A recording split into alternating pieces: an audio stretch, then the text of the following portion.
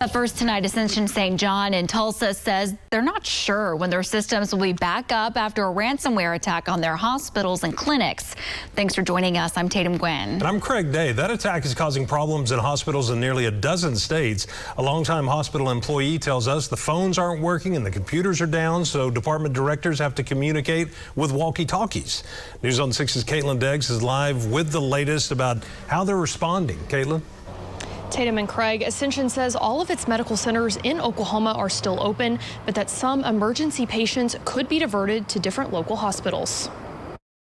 Ascension says the ransomware attack started last Wednesday, and so far it's affected hospitals in 11 states, including Oklahoma. Ascension says doctors' appointments and surgeries are still going on as planned, but they are reaching out to some patients who need to reschedule. Some appointments and walk-in patients at their urgent care centers are also facing delays.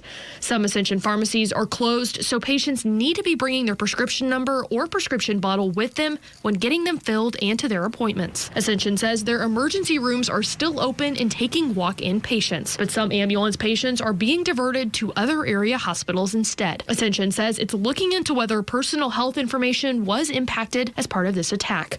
A cybersecurity expert who works at OU Tulsa, who is not affiliated with the hospital, says hospitals are increasingly being hit with ransomware attacks.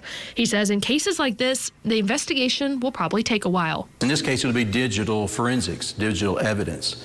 Right, they're going to need to understand through collection and analysis of computer logs and computer data what exactly happened, when did it take place, how extensive it is.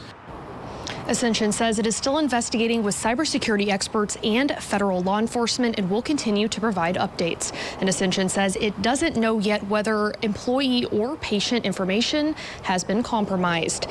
And Ascension says that charts, are being done by hand so that patients can expect visits to take longer.